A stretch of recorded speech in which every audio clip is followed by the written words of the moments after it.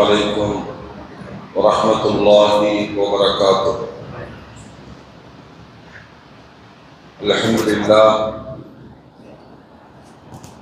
الحمد لله رب العالمين والعاقبة للمتقين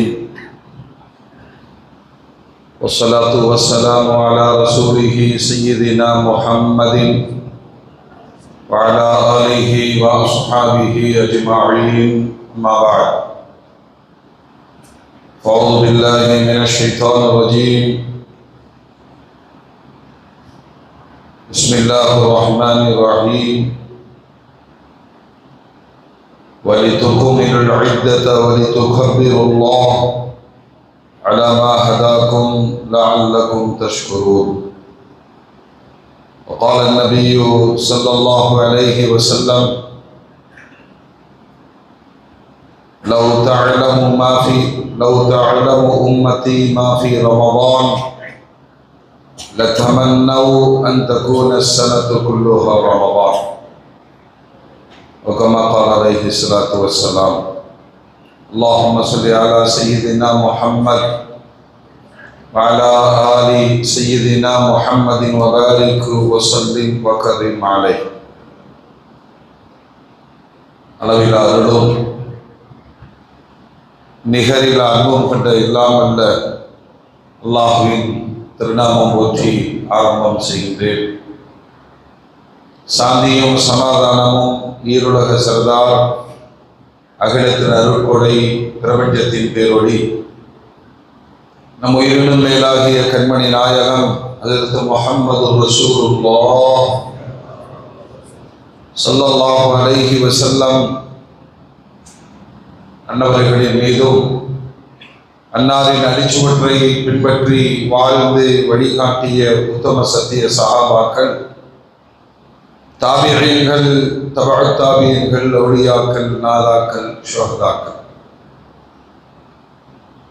குறிப்பாக பரக்கத்து நிறைந்த ரமலானுடைய இந்த இறுதி ஜுமாவில் சங்கமித்திருக்கிற நாம், நம் மக்கள், உலக மூமின்கள் அனைவர் மீதும் அல்லாஹ்வின் பேரருள் என்றென்றும் நின்று நிலவட்டுமாக. ஆமீன். அல்ஹம்துலில்லாஹ். கண்ணியத்திற்கும் மரியாதைக்கும் உரிய அல்லாஹ்வின் நல்லடியார்களே, அருமையான மூமின்களே, சகோதரர்களே, அல்லாஹ் ரப்பல் ஆலமீன் நம்முடைய ஆயுள் காலத்தில் நமக்கு வழங்கிய ஒரு பெரும் பாக்கியம் புனிதமான ரமலானுடைய இந்த மாதம். ரமலானுடைய மாதத்தின் கடைசி ஜும்மாவிற்கு ஜும்ஆத்துல் விதா,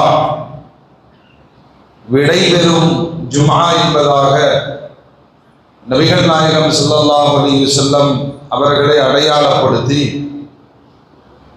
ஹஜ்ரத் ஜாபிர் ரலியல்லாஹு அன்ஹு கூறுகிற ஒரு செய்தியை நாம் கவனிக்க வேண்டும்.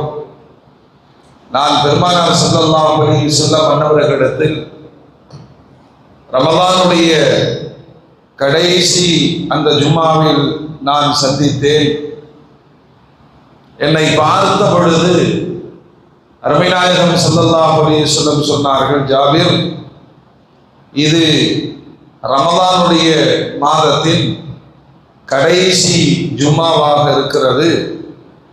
விடை சொல்லி வழி அனுப்பி வை என்று பெருமானார் சொன்னார்கள். அதை எப்படி நடைமுறைப்படுத்த வேண்டும் என்று சொல்லுகிற பொழுது அல்லாஹ்விடத்தில் இப்படி ஒரு துஆவை செய்: லா தஜஅல்ஹு ஆখিরাல் அஹதி மின் சியாமினா இய்யா. அல்லாஹ், இந்த ரமலானுடைய நோன்பை என் வாழ்வின் கடைசியாக நீ அமைத்து விடாதே. இன்னும் அடுத்தடுத்த ரமலான்களை பெற வேண்டும் என்று அல்லாஹ்விடத்தில் நீ துஆ செய். அப்படி இதுதான் என் வாழ்வின் கடைசி ரமலானாக இருக்கும் என்று சொன்னால், உன்னால் இரக்கம் காட்டப்பட்ட அருள் புரியப்பட்டவர்களில் என்னை ஆக்கிவிடு. உன்னால் நிராகரிக்கப்பட்டவர்களில் ஆக்கிவிடாதே என்று துவா செய்து கொள். இப்படி யார் துவா கேட்பாரோ 2 நன்மைகளில் ஒன்றை பெற்றுக்கொள்வார். ஒன்று, அல்லாஹ் நாடினால் அடுத்த ரமலானை அடைய பெறுவார். இல்லை என்றால் அல்லாஹ்வுடைய மன்னிப்பையும் ரஹ்மத்தையும் பெற்றுக்கொள்வார் என்று அருமைநாயகம் ஸல்லல்லாஹு அலைஹி வஸல்லம் வழிகாட்டினார். மோமின்களே,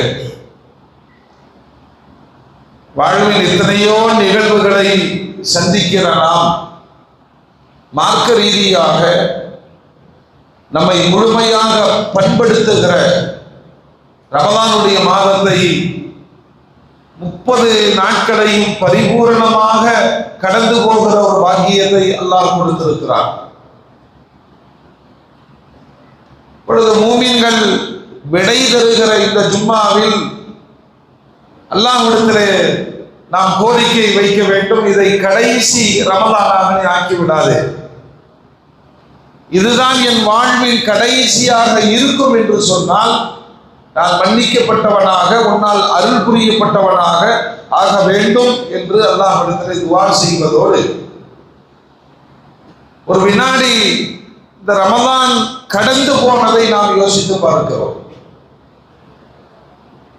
அருமைநாயகம் ஸல்லல்லாஹு அலைஹி வஸல்லம் சொல்லுவார்கள், இதே ரமலானுடைய இந்த கடைசி இரவு வருகிற பொழுது வானங்கள் அழுகிறது, பூமி அழுகிறது, மனிதனை தவிர எல்லா படைப்புகளும் அழுகிறது ரமலானுடைய பிரிவுக்காக.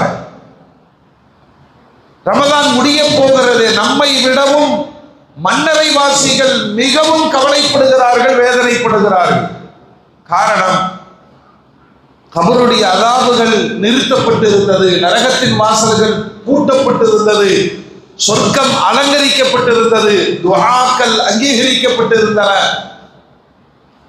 அருமைநாயகம் ஸல்லல்லாஹு அலைஹி வஸல்லம் சொல்வார், இந்த மாதிரி ஒரு பெரும் நிஅமத், மிகப்பெரிய அருட்கொடை சமூகத்தை விட்டும் அது விடை பெறுகிறது என்று சொன்னால் மிகுந்த மனவேதனை அடைய வேண்டும்.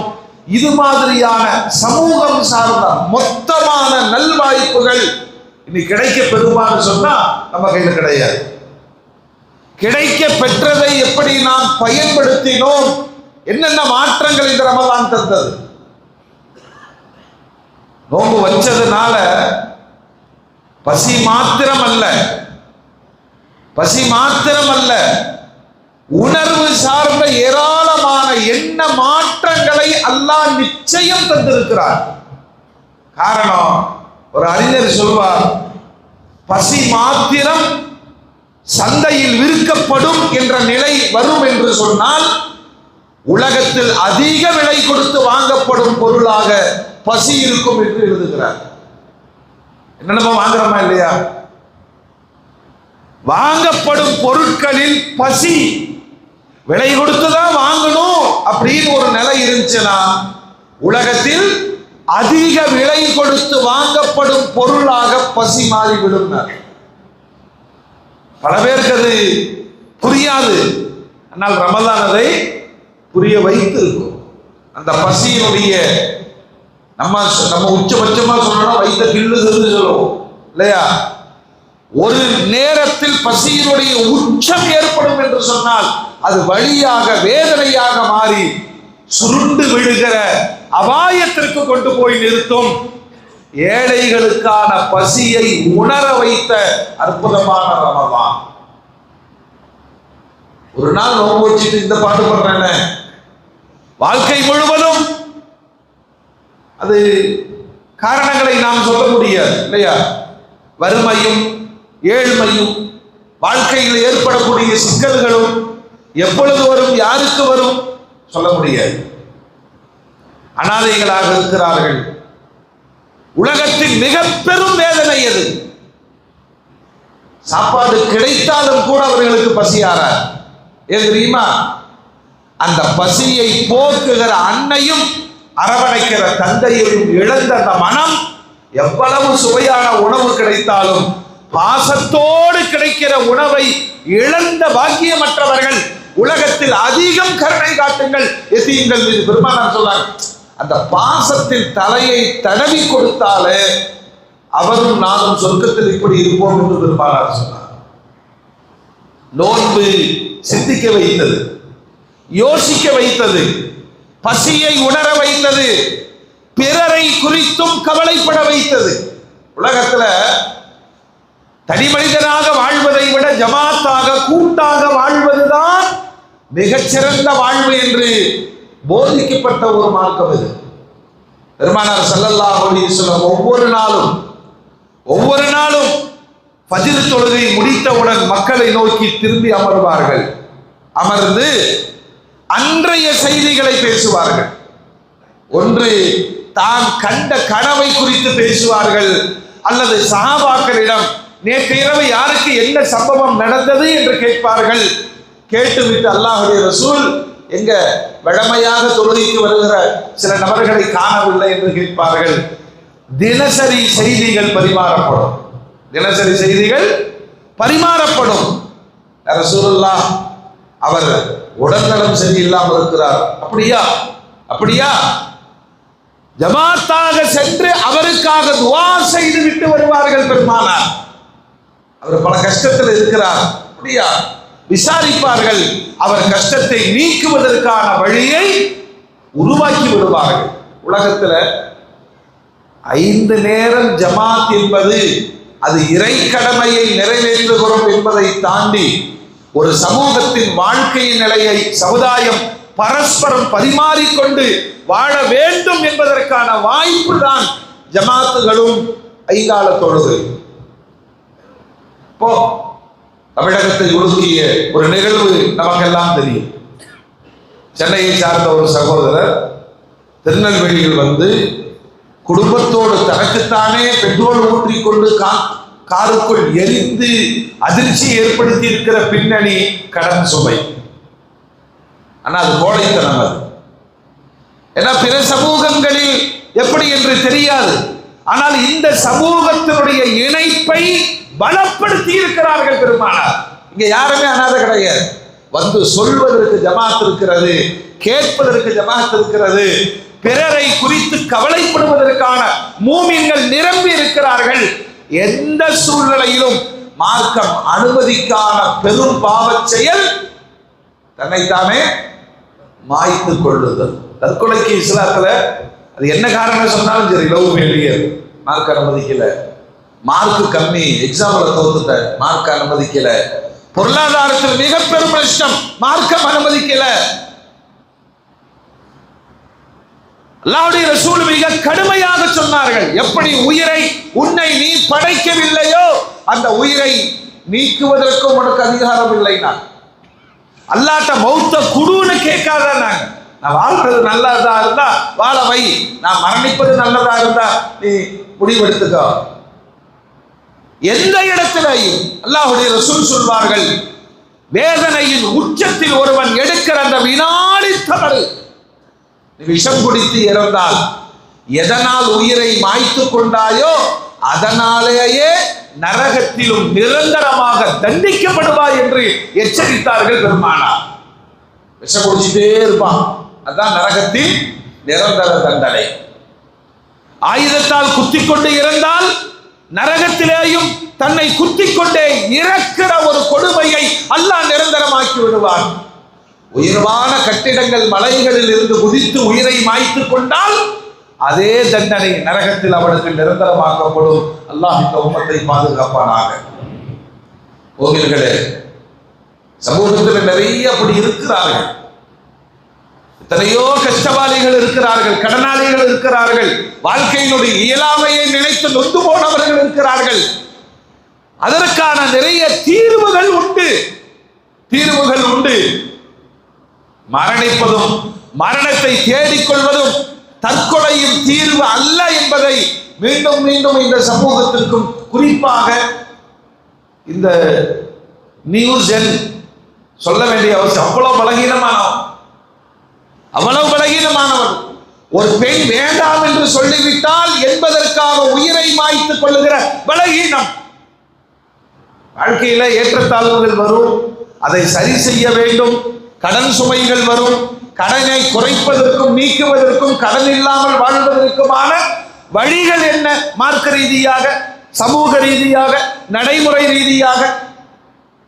ஜகாத்து கடனாளிகளுக்கு கொடுத்து அவர்களை கடனில் இருந்து மீட்டுங்கள் என்று மார்க்கம் சொல்லுகிறது. இது எங்க நடக்கும்? நான் கடன் பட்டிருக்கேன்னு என் சார்ந்தவர்களிடம் சொல்லுமா இல்லையா? என் இயலாமை, என்னுடைய நிர்பந்தம் வருகிற பொழுது ஓடி ஒளிவது மார்க்கம் அல்ல. ஓடி ஒளிவது மார்க்கம் அல்ல. பாருங்க, மறுமை நாளில் உச்சபட்சமான அந்தஸ்திற்குரியவர்கள் ஷுஹதாக்கள். அல்லாஹ்வுடைய பாதையிலே போர் செய்து உயிர் நீத்த முஜாஹிதீன்கள். அவர் அல்லாஹ்ட்ட தனக்கு கிடைக்கக்கூடிய உயர்வை பார்த்து சொல்வார், யா அல்லாஹ், மீண்டும் என்னை பூமிக்கு அனுப்பு, நான் மீண்டும் கொல்லப்பட வேண்டும், மீண்டும் என்னை சொர்க்கத்திற்கு கொண்டு வா, மீண்டும் இப்படி மறுபடியும் ஷஹீதாகணும் அப்படின்னு அல்லாஹ்ட்ட கேட்பார். அவருக்கு எல்லா அந்தஸ்துகளையும் அல்லாஹ்வுடைய புறத்திலிருந்து கொடுக்கப்படும். ஒரு ஷஹீதுடைய ஸ்தானத்திற்கு யாரும் அருகில் செல்ல முடியாது. ஆனால் அவர் கடனாளியாக இருந்தால் அந்த பெரும்பாக்கியத்தை இழந்தார். எவ்வளவு சோகமான நிகழ்வு! ஏன்னா மனித உரிமையினுடைய உச்சம் அது. அல்லாஹ்வுடைய ரசூல் ஒரு ஜனாசா பள்ளிக்கு வருதுன்னு சொன்னா மக்களை பார்த்து கேட்பாங்க, இவருக்கு கடன் இருக்கான்னு கேட்பாங்க. இன்னைக்கு அந்த தகுதிய சமூகத்தில் இருக்கா? நம்ம அதை அப்படியே ஒரு ஏதாவது கொடுக்கல் வாங்கல் இருந்தா மகனை போய் பாருங்க. அல்லாஹ்வுடைய ரசூல் அப்படி செய்ய மாட்டாங்க. இவருக்கு கடன் இருக்கா? ஆமாம். கடனை அடைக்கிறதுக்கு சொத்து இருக்கா? இல்ல. அடைக்கிறதுக்கு மகன் இருக்கானா? இல்ல. நீங்க யாராவது பொறுப்பெடுத்துக்கிறீங்களா? இல்ல. நான் தொழுக வைக்க மாட்டேன்னு போயிருக்காங்க. யோசித்து பாருங்கள். ஒரு நீண்ட வாழ்க்கையினுடைய முடிவை தீர்மானிக்கிற இடத்துல ஒரு மனிதனுடைய கடன் சுமை மார்க்கம் கருதுது. ஏன்னா அது பலரையும் அழுக வைத்து செய்யும். எது? கடன். 5 ரூபா 10 ரூபா பிரச்சனை இல்லை, சாயா குடிக்கிற காசு போயிடலாம். 5 லட்சம், 5 கோடி, 50 லட்சம், எந்த எவிடன்ஸும் இல்லை. அந்த மையத்தினுடைய உறவினர்களுடைய வேதனையை விட கடன் பட்டவரின் வேதனை பயங்கரமானது. அவருக்கு தீர்வு இல்லைல்ல.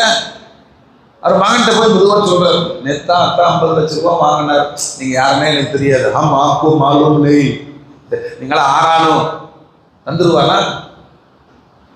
அதே இப்படி சொல்லுங்க, நேத்தா உங்க அத்தா என்கிட்ட 50 லட்சம் ரூபாய் கொடுத்து வச்சாருப்பான்னு சொல்லி பாருங்களேன். நீங்க தான் எனக்கு அத்தான்றோம். மனிதனுடைய மனம் இந்த எண்ண ஓட்டங்களை சரி செய்ததுதான் ரமலான். ரமலானுக்கு நிகர் உலகத்தில் வேறு வாய்ப்புகள் நமக்கு கிடைக்கவே கிடைக்காது. ஏன்னா பட்டினியாகிற பொழுது, பசியாகிற பொழுது அறிவு விழித்துக் கொள்ளும். நிறைய பிளான தந்திருக்கும் ரமலான்ல. நம்ம ஏன் இப்படி இருக்கிறோம்? நம்ம ஏன் இந்த பசங்க கூட பழகிறோம்? நம்ம ஏன் தேவையில்லாம சொந்த பந்தங்கள்கிட்ட சண்டை போட்டுக்கிட்டோம்? ஏன் நாம ஒதுங்கி நிக்கணும்? இப்படி பல்வேறு அறிவை இந்த ரமலான், இந்த நோன்பு, இந்த பசி உருவாக்கி தந்திருக்கும். அதனாலதான் பெருமானார் ஸல்லல்லாஹு அலைஹி வஸல்லம் சொன்னாங்க, என் சமுதாயம் கடந்து வந்த ரமலானை நினைத்து பார்க்கும் என்று சொன்னால் ஒற்றை வார்த்தையில் சொல்வார்கள், அல்லாஹ் வருஷம் முழுவதும் சொல்லுங்க 5 கிடைச்சிக்கிட்டே இருக்குமா இல்லையா? லவ் தஅலமு உம்மத்தி மா ஃபீ ரமலான், ரமலானில் என்ன நன்மைகள் இருந்தது என்பதை என் சமூகம் உணரும் என்று சொன்னால் அவர்கள் வருடமெல்லாம் ரமலானாக இருக்க வேண்டும் என்று ஆசைப்படுவார்கள். சொல்லிவிட்டு பெருமானார் காரணத்தை சொன்னாங்க, ஏன்னா எல்லா நன்மைகளும் ஒன்றாய் கிடைத்த மாதம். நம்ம இபாதத்து கௌலியா, சொல் சார்ந்த வணக்கம் இருக்கு. நம்மளால முடிஞ்ச ஒரு 1 லட்சம் ராயிலாங்கல்லாம், ஒரு 10,000 செலவாத்து, அல்லது குர்ஆனை ஓதி முடிக்குதல், சுபஹானல்லாஹ், அஸ்தக்ஃபிருல்லாஹ், லா இலாஹா இல்லல்லாஹ், எத்தனையோ சொல் சார்ந்த வணக்கங்கள் ரமலான்ல பெருக்களோடு கூடி கிடைத்தது இல்லையா? அவ்வளவு வார்த்தைகளில் நன்மைகளை பேசி இருக்கிறோம். 2வது இபாதத்து ஃபிஅலியா, உடல் சார்ந்த வணக்கங்கள். பெருநா முடிஞ்சு 20 ரக்காத்துல ஆளுக்கு 10 ரக்காத் தொழுகலாம் வாங்கன்னு கூப்பிட்டா நடக்குமா? ஒரு மாத காலம் 30 நாட்களும் 20 ரக்காத்துகள், அதை தாண்டி தஹஜ்ஜுடைய தொழுகை, உடல் சார்ந்த வணக்கங்கள் அல்லாஹ் ஒன்று சேர்த்து தந்தார். அது மாத்திரமல்ல, பொருள் சார்ந்த வணக்கம். எப்பயுமே யோசிக்கிற இந்த மனம், கஞ்சத்தனம் செய்கிற மனம் இல்லையா? ஆனால் அள்ளி கொடுக்க துணிந்த மாதம் இது.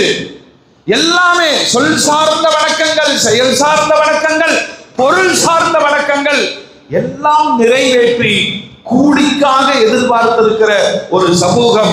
பெருமானார் சொல்வார்கள், எல்லா நன்மைகளும் ஒன்று திரண்ட மாதம் ரமதான்.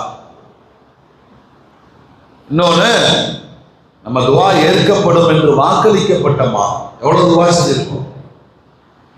துவாவே வந்துங்க மிகப்பெரிய ஒரு என்ன சொல்றது, மனோ கவலைகளுக்கான தீர்வு. யார்டா போய் சொல்றது? துவா செஞ்சிரு, கொஞ்சம் அழுதுரு, மனதில் ஏற்பட்ட பாரங்கள் எல்லாம் நீங்குவதோடு ஒரு மிகப்பெரிய நம்பிக்கையை துவாக்கள் ஏற்படுத்தும்.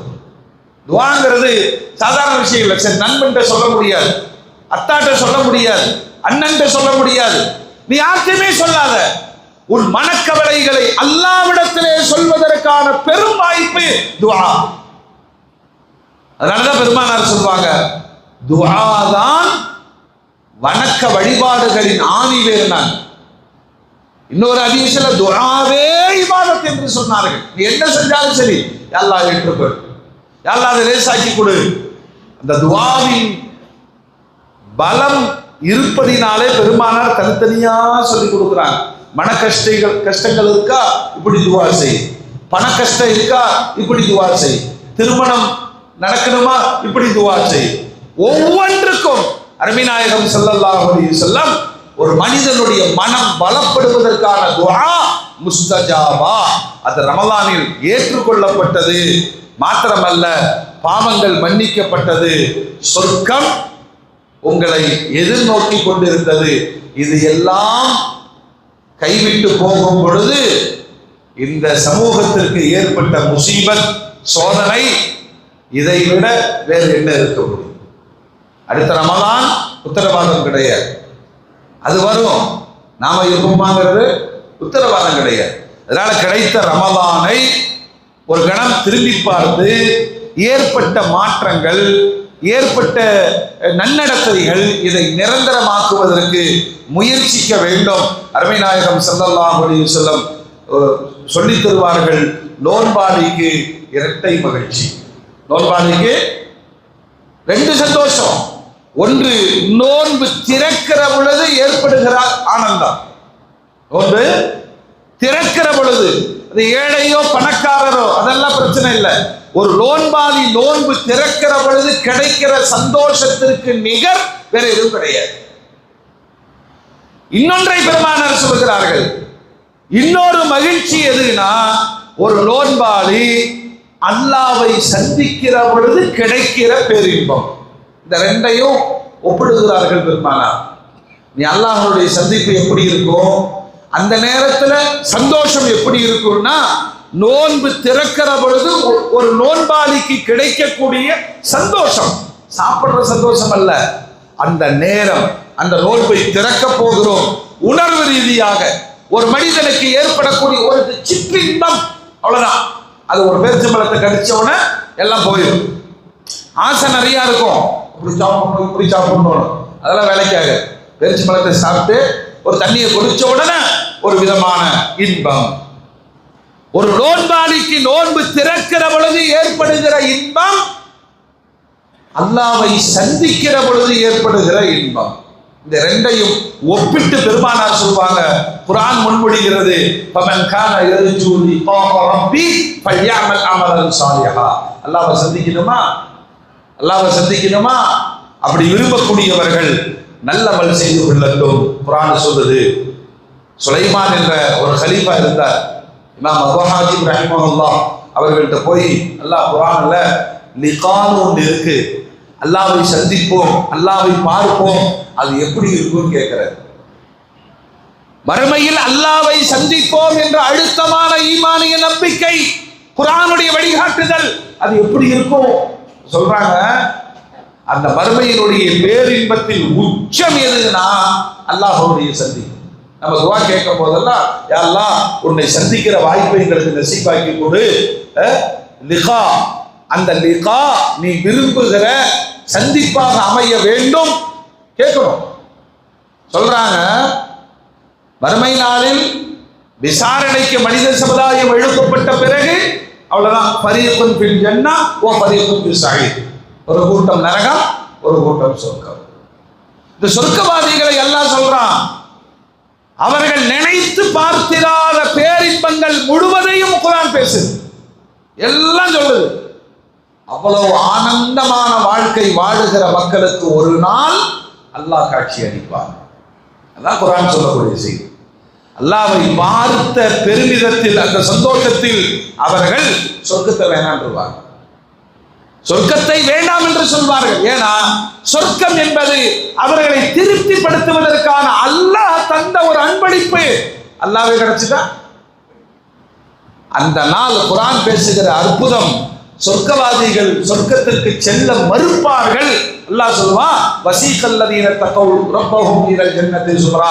அல்லாஹ்வை பயந்தவர்களை சொர்க்கத்தின்பால் இழுத்து செல்லப்படுகிறான். அப்பவும் மறுப்பாங்க. அல்லாஹ் உன்னை பார்த்து கொண்டே இருக்க வேண்டும், அதுக்கு மேல அவர்களுக்கு வேற எதுவும் கிடையாது, போக மாட்டாங்க. வஉஸ்லிஃபத்தில் ஜன்னத்து லில் முத்தகீன். அப்படியா சொர்க்கத்துக்கு போக மாட்டாங்களா? சொர்க்கத்தை இழுத்து வரப்படும் அவர்கள் இருக்கிற இடத்துல. ஏன்னா எந்த சொர்க்கத்தை கேட்டு கேட்டு அழுது துஆ செய்தாரோ அல்லாஹ்வை பார்த்த மாத்திரத்தில் எல்லா இன்பங்களும் அவர்களுக்கு அற்பமாய் தெரியும். அல்லாஹ் சொல்வார், சரி பார்த்துட்டீங்களா போங்க. இப்பொழுதுதான் சொல்வார்கள், நாங்க தொழுதது வணங்கியது வார்த்தைக்கு வார்த்தை அல்லாஹ் அல்லாஹ் என்று சொன்னது, இத்தனையினுடைய நோக்கத்தை நாங்கள் அடைந்து கொண்டோம், உன்னை பார்த்துட்டே இருக்கணும். காட்சிக்கு பிறகு அவர்கள் மீண்டும் சொர்க்கத்திற்கு திருப்பப்படுவார்கள், ஆனால் மறுப்பார்கள் என்று குர்ஆன் சொல்லுது. அந்த காட்சியை இமாம் அபூ ஹாத்திம் ரஹிமஹுல்லாஹ் சொல்லும் பொழுது, அடியார்கள் ரெண்டு விதமாய் அல்லாஹ்வை பார்ப்பார்கள். ஒருத்தர் எப்படா அல்லாஹ்வை பார்க்கிறது, தான் செஞ்ச பாவங்கள், தவறுகள், குற்றங்கள், குறைகள், தலை குனிந்து அல்லாஹ்வை பார்ப்பார்கள். இப்படி ஒரு சந்திப்பு. இது எப்படி தெரியுமா? நம்ம பசங்கள்ல ரெண்டு பேர், ஒருத்தர் சொல்லு பேச்சு கேட்காம அந்த காலத்துல ஓடி போயிட்டான், இன்னொருத்த கூடவே இருந்து நாம் சொன்னதையெல்லாம் கேட்டு நம்மோடு வாழுகிறான். ரெண்டு மகன்களும் தந்தையை சந்திக்கிற பொழுது ஒரு மகன் கம்பீரமாக கண்ணியமாக நிற்பார், இன்னொருத்தர் மகன்தான் தவறுதான் வந்து பார்க்கிறாரு, ஆனால் ஒரு காலத்தில் தான் செய்துவிட்ட அந்த சின்ன தவறுகளுக்காக தலை குனிந்து நிற்பான், முகமா பார்த்து பேச முடியாத அவமானம் ஏற்படும். அல்லாஹ் குர்ஆன்ல சொல்றான், வலவு தரா இதில் முஜ்ரிமூன லாகிஸு ரூஸிஹிம் இன்த ரப்பிஹிம். குற்றவாளிகளை மறுமையில் நீங்கள் பார்ப்பீர்கள், தலை தாழ்த்தி நிற்பார்கள். எதனால சொல்லுங்க, எதனால? தங்களுடைய பாவத்தினால், அந்த குற்றத்தினால், அவமானத்தினால் அல்லாஹ்வை நேருக்கு நேர் பார்க்க முடியாமல் தலை தாழ்ந்து நின்று கெஞ்சுவார்கள். ரப்பனா அப்சிர்னா, யா அல்லாஹ் எங்களை நீ பாரு, எங்களை பாரு, ஃபர்ஜிஅனா, திரும்ப ஒரு தடவை உலகத்துக்கு அனுப்பு, நாமல் சாலிஹா, நல்ல அமல் செஞ்சுட்டு வந்துடுறோம். ஆனா வாழ்க்கை ஒரு முறை, மீண்டும் வாய்ப்புகள் வழங்கப்படாது. இந்த பாடங்களை எல்லாம் ரமலான் நமக்கு தந்தது. அந்த பாடத்தை நாம் நிரந்தரமாக்க முயற்சிக்க வேண்டும். அல்லாஹ் தௌஃபீக் செய்வானாக. இது மாதிரி நிறைய பாடங்கள், எத்தனையோ பேரு உன்னுடைய நஃப்ஸோடு அல்லாஹ்வோடு நீங்கள் சில ஒப்பந்தங்கள்லாம் செஞ்சிருப்பீங்க. இனிமேல் நான் வரவு செலவு கடனே வைக்க மாட்டேன், யாரை ஏமாற்ற மாட்டேன், இப்படி பல பல. அது அவரவர்களுக்கு அந்த ஈமானை பொறுத்து இந்த ரமலான் நிறைய பாடங்களை தந்திருக்கும். அதனால பெருமானார் சொல்லுவாங்க, சிறந்த அமல் எது தெரியுமா? கொஞ்சமா இருந்தாலும் நிரந்தரமாக செய்வது. முஃமின்களே, ரமலானிய பாடங்களை வாழ்வாக்கிக் கொள்வதற்கு நாம் முயற்சிக்க வேண்டும். கடைசி ஜும்மா நாம் அல்லாஹ்ட்ட மனமுருகி துஆ செய்வோம். யா அல்லாஹ், இது எங்களுடைய வாழ்வின் கடைசியாக ஆக்கிவிடாதே, இதுதான் கடைசி ரமலானாக இருக்கும் என்று சொன்னால் உன்னால் இரக்கம் காட்டப்பட்ட மன்னிக்கப்பட்ட சொர்க்கவாதிகளில் ஆக்கி கொடு என்று நாம் அல்லாஹ்விடத்தில் துஆ செய்வதோடு நமக்கான சில கடமைகள் இருக்கு. ஒன்று, இந்த கடைசி இரவு பெருமானார் ஸல்லல்லாஹு அலைஹி வஸல்லம் துஆ அங்கீகரிக்கப்படுகிற இரவுகளில் பெருநாளுடைய இரவை மிக முக்கியமாக குறிப்பிட்டார். ஆனா அந்த இரவு நம்மால் எப்படி கழிக்கப்படுது நமக்கு நல்லா தெரியும் இல்லையா? சொல்லுங்க. இன்னைக்கு நைட்டு தான் அவர் கட்டிங் பண்றதுக்கு போவார். சலூன் கடைக்கு நைட்டு 12 மணிக்கு தான் போவார். நைட்டு 1 மணிக்கு தான் எங்கேயாச்சும் வணிகம் செட்டி கிடைக்குமான்னு போய் தேடி நிற்பார். அதெல்லாம் துனியா சந்தோஷம். இந்த வாய்ப்பு வேற எப்பொழுதும் கிடைக்காது. ஏதாவது ஒரு நேரம் கடைசி ரமலானுடைய இரவிலாவது துஆவோடு இந்த இரவை கழிக்க வேண்டும். அடுத்த கடமை ஃபித்ரு சதகா. பல நேரங்களில் நினைவுறுத்தப்பட்டிருந்தாலும் நம்முடைய 1 மாத கால அமலை தீர்மானிப்பது ஏழைகளின் உரிமை. அந்த ஏழைகளுக்கு போக வேண்டிய உரிமைதான் நம்ம எல்லா இபாதத்துகளையும் தீர்மானிக்கிறது. கையெழுத்து இல்லாம செக்கில் அமௌண்ட் ஃபில் பண்ணா என்ன ஆகும் சொல்லுங்க? செல்லாது. என்னுடைய ரமலானிய இபாதத்துகளை, என்னுடைய நோன்புகளை செல்ல வைப்பது ஏழைகளுடைய துஆ. அதனாலதான் ஜகாத்துல் ஃபித்ர், சதகத்துல் ஃபித்ர் பெருமானார் ரொம்ப வலியுறுத்துவார்கள். இது ஜகாத்து கொடுக்க கடமையானவர்கள் எல்லாருமே கொடுக்கணும். குடும்பத்தின் தலைவர் பொறுப்பு. அவருடைய கேராப்புல தான் மனைவி மக்கள்லாம் இருக்கிறாங்கன்னா அவர் தான் கொடுக்கணும். இல்லை அவங்கவுங்க எல்லாம் சம்பாரிச்சு கொடுத்துட்டு இருக்காங்கன்னா அவங்கவுங்க கொடுத்துக்க வேண்டியது. எது எப்படி இருந்தாலும் நீங்கள் அரிசியோ அல்லது கோதுமையினுடைய தொகையையோ செலுத்தக்கூடியவராக இருப்பீர்கள் என்று சொன்னால் பெருநாள் அன்று முதல் காரியம் ஏழைகள் கைக்கு என்ன செஞ்சிடணும் சொல்லுங்க? பித்ரா போய் சேர்ந்து விட வேண்டும். அதுதான் முதல் கடமை. மறதியின் ஒன்று இருக்க இல்லையா? உஸ்மான் ரலியல்லாஹு அன்ஹு மறந்துட்டான். தொழுதவன நான் ஒரு அல்லாஹ் பித்ரு கொடுக்கலையே.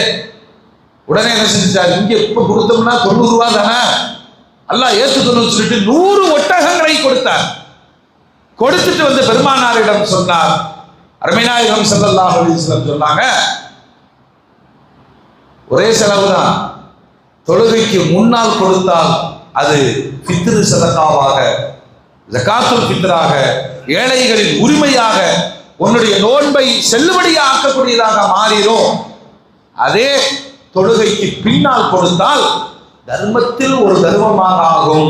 நீ 100 ஒட்டகம் கொடுத்தாலும் அப்ப ஒரு வித்தியாசத்தை உணரணும். அல்லாஹ்விற்கு கடமையாற்றுவதற்கு முன்பு ஏழைகளுக்கான சந்தோஷத்தை நிறைவேற்றி விட்டு வாருங்கள். உண்மையிலே சொன்னா பெருநாள் அன்று கூட இந்த சமூகத்தில் யாரும் யாசகம் கேட்கக்கூடாது. பெருநாள் அன்று யாரும் யாசகம் கேட்கக்கூடாது. அல்லாஹ் விருந்தளிக்கக்கூடிய நாள். அதனால மிகுந்த கவனத்தோடு ஃபித்ர் சதகாவை நாம் செலுத்துவதும் நிறைவேற்றும் முன்னாடியே செலுத்திட்டாலும் நல்லது. ஏழைகளுடைய கரங்களில் போய் அடைந்து விட்டால் நல்லது. ஆனால் இதற்கு எந்த இடத்திலையும் மார்க்கம் நீங்க ஒரு முறைப்படுத்தி வசூல் பண்ணி அதை கொண்டு போய் கொடுங்கிறதுக்கு மார்க்கத்தில் இடம் கிடையாது. ஏன்னா உஸ்மான் நாயகம் அன்னைக்கே சொல்லிட்டாங்க, எவனையும் நம்ப முடியாது, அல்லாஹ்வுக்கு பயந்து நீ கொடுத்துக்கோட்டாங்க. அல்லாஹ்வுக்கு பயந்து நீ கொடுத்துக்கோணும். இன்னைக்கு பல அமைப்புகள் செய்யக்கூடிய பெரும்பாவம் என்னன்னா ஃபித்ரு சதகாவை வாங்கி அவங்க அமைப்பை பலப்படுத்தி கொண்டு இருக்கிறார். இந்த கூட்டு முறை ஃபித்ரு சதகா வசூலிப்பதற்கு மார்க்கத்துல அனுமதியே கிடையாது. ஏன்னா அப்படி நீங்க வசூல் பண்ணி யார் கொடுப்பீங்க? யார் கொடுப்பாங்க? அவங்க அமைப்பு சார்ந்தவர்கள் தான் கொடுப்பாங்க. குறிப்பிட்ட நபர்களுக்கு தான் போய் சேரும். அது ஏழைக்கான முழுமையான உரிமை. அதுல வேற எந்த சமூக பணிகளுக்கும் அதிகாரம் கிடையாது, அதிகாரம் கிடையாது. அதனால என்னோட ஏழை யாருன்னு எனக்கு தெரியும். நான் என்னுடைய பித்ராவை என் சார்ந்த ஏழைகளுக்கு கொடுத்து என் உறவுகளில் உள்ள வறுமையை ஒழிக்க நான் முயற்சிப்பேன். அதுதான் மார்க்கம், அதுதான் மார்க்கம். அன்னைக்கே அப்படி முடிவு பண்ணாங்க. யோகேஷ் யாரும் இல்லை, செம்ப தூக்கி உள்ள வை அப்படிங்கிற காலம். இன்னைக்கு காலத்துல சொல்ல வேண்டியதில்லை. பித்ரு சதக்காவை வாங்கி அமைப்பு கொடியை உருவாக்குறான், கரண்ட் பில் கட்டுறான். அதுக்கெல்லாம் மார்க்கத்துல எங்கேயும் இடம் கிடையாது. நீ போய் டொனேஷன் வாங்கிக்க, யாசகம் வாங்கிக்க, அது வேற.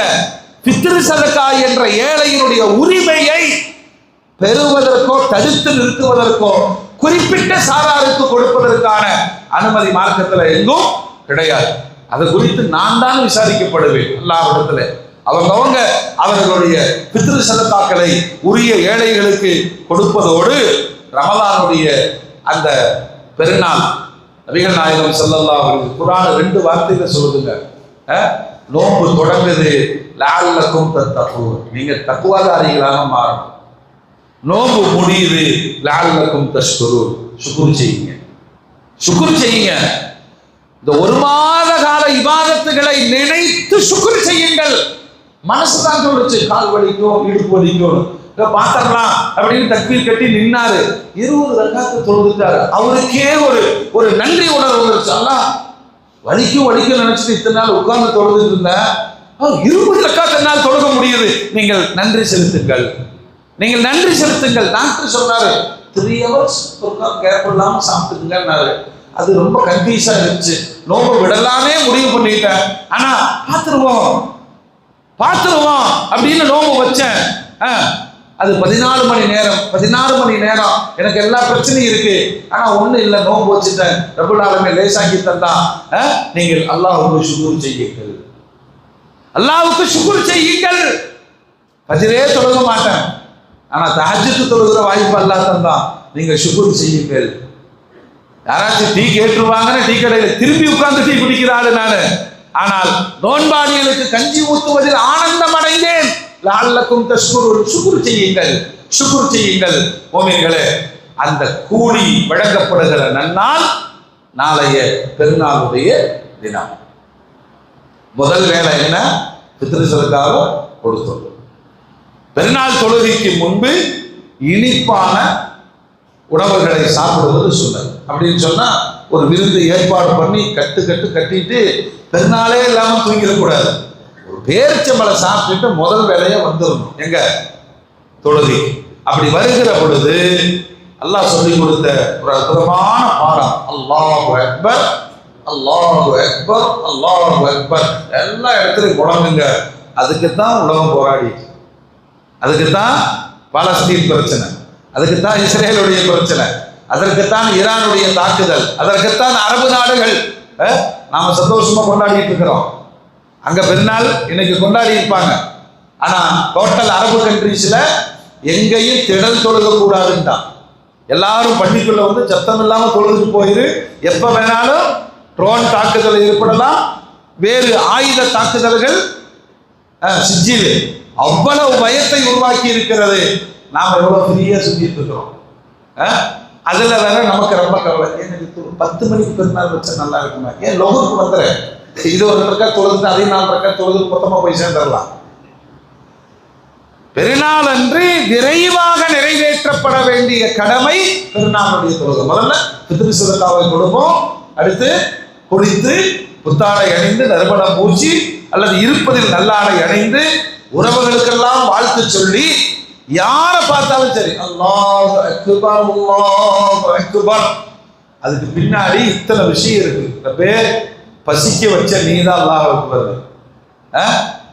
பசிய புரிய வச்ச நீதான் அல்லாஹ் அக்பர். அல்லாஹ்வை பெரிதுபடுத்துங்கள். அப்படின்னா நாம ஒண்ணு இல்லைங்கிற ரிட்டனும் நமக்கு ஏற்படும்.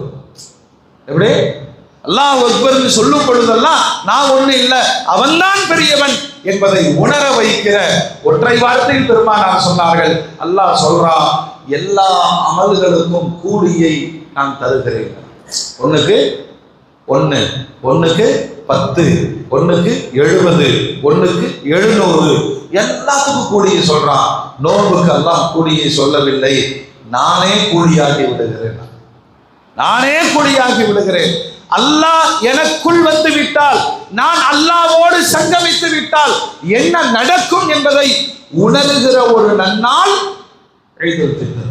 அதனால கடமைகளை சரியாக ஆற்றி இந்த ஜும்மா கடைசி ஜும்மா அல்லாஹ்விடத்தில் நாம துஆ செய்வதோடு அந்த கடைசி இரவையும் பயன்படுத்தி ஃபித்ர் சதகாவை கொடுத்து பெருநாள் தொழுகையை முறையாக நிறைவேற்றி அல்லாஹ்விடத்தில் கூலியை பெற்றவர்களாக, மன்னிக்கப்பட்டவர்களாக, இனி வரக்கூடிய எதிர்காலங்களிலும் அதுபோன்று வாழ்வதற்கு நாம் உறுதி கொள்ள வேண்டும். அல்லாஹ் தௌஃபீக் செய்வானாக. வ ஆகிரு தஅவானா அனில் ஹம்துலில்லாஹி ரப்பில் ஆலமீன்.